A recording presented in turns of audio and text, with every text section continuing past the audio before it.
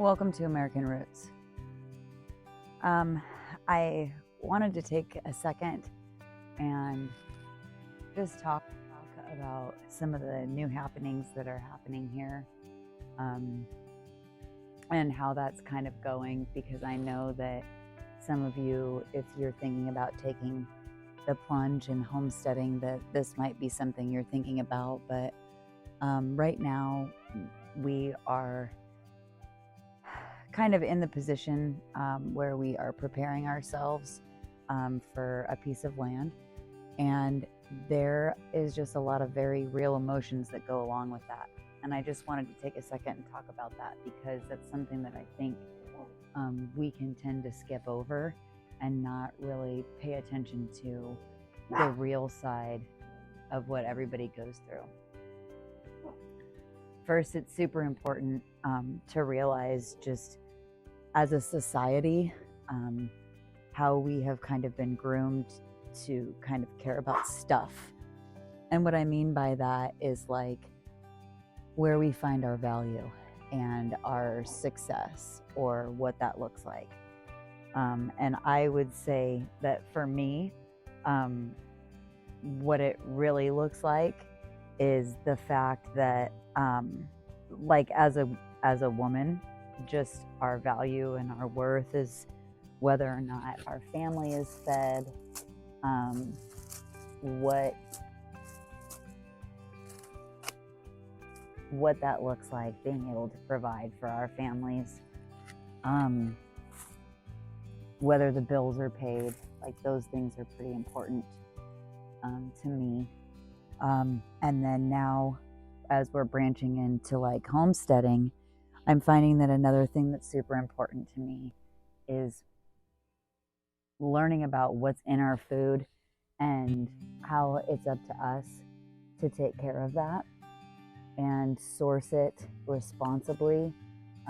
Where do we get that from, and what we can do to provide good, sustainable food for our families. And one of the things that I've really been focusing on is trying to learn how to grow food, trying to learn how to grow it organically. But that is just in preparation. And there's just a lot of real emotions that go along with selling everything that you own, putting the steps forward to move across the country. We've done this before. This isn't anything new. We were talking about, putting our house up for sale. And we were talking about what that looked like. And we started to really weigh it out. And we know that like selling it is something that like we think we want to do, but like to actually start putting that into motion is pretty emotional, because you think about not being back here anymore, not seeing your garden anymore, not thinking about what the next thing to plant is. And I know that I'm going to have that wherever we go when we establish that, but for right now, that interim, that time in the middle, it just feels strange. And I know, like, it's okay. I know why we're doing it, and that's probably the biggest thing I'd like to say is remember why you're doing things. Don't get so caught up in the emotion of it that you forget why you're doing something. It was really emotional for me to think that this is going to be the last sunflower that I'm going to have in this yard. Sunflowers were my starting point. They were the first thing that I started to really enjoy growing, and growing it big and beautiful and letting it take over the yard. And so they've kind of been like the one thing that I've done well. And it's just a moment that I want to take in, and I want to remember how lovely they looked pressed up against the backdrop of my greenhouse.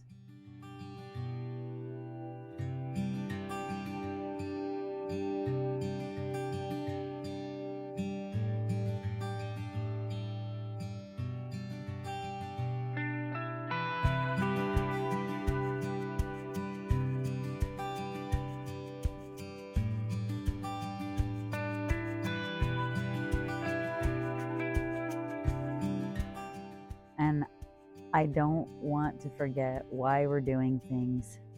My lettuce is doing great. I need to come out here and prune it.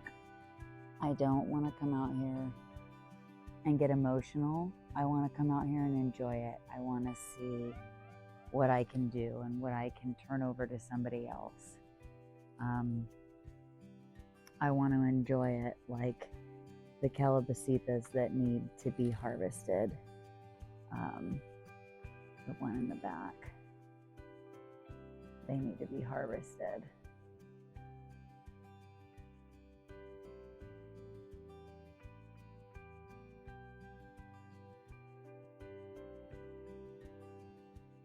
And just enjoying it. It's so gorgeous, and I remember what it looked like before we got here. And there's a lot we need to do, but it's just absolutely lovely. And so we started moving things out. We started moving all of the stuff out of the garage and started getting the space to where I can store some stuff, and now we can start to decide what we need to do with things and what we want to keep and what we want to get rid of. And it's just, it's a lot, you know? It's a lot. So I just want to be encouraging and just let you know that no matter what, you're human when you go through things like this. When you go through things like this, when you start to feel these emotions as you transition, it's exciting. It really is. There's something that is so invigorating about the thought of the adventure and what we're getting ready to embark on. But there is still just the reality that you lay there when it's just the still of the night, and it's you and it's the Lord, and you're just thinking and praying, and you realize that this is the biggest thing you're going to do. You're rolling all your resources, everything you have into this, and this is a big deal, you know, and I just want to take it all in. I want to enjoy it. I want to stick my head out the window and let the wind blow on my face. So, you know, if you have any suggestions on things that you've done that helped you in that transition, or things that you've heard people have done, leave them in the comment section below, because it's been a real trying time for me and my family. We've really had to, like I said, remember why we're doing it, remember what we're doing it for, and, you know, just remember to stop and take time to smell the roses.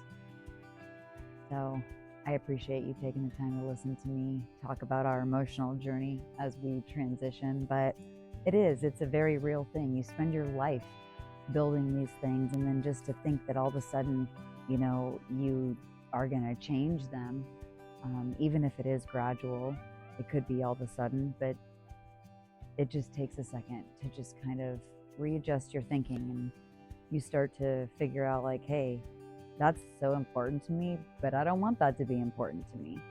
And so you have to adjust the way that you think, and you have to remember what you're doing. And so just, again, to be that encouraging light to say, you know, we can do it, you can do it. So until next time, from our family to yours, God bless you.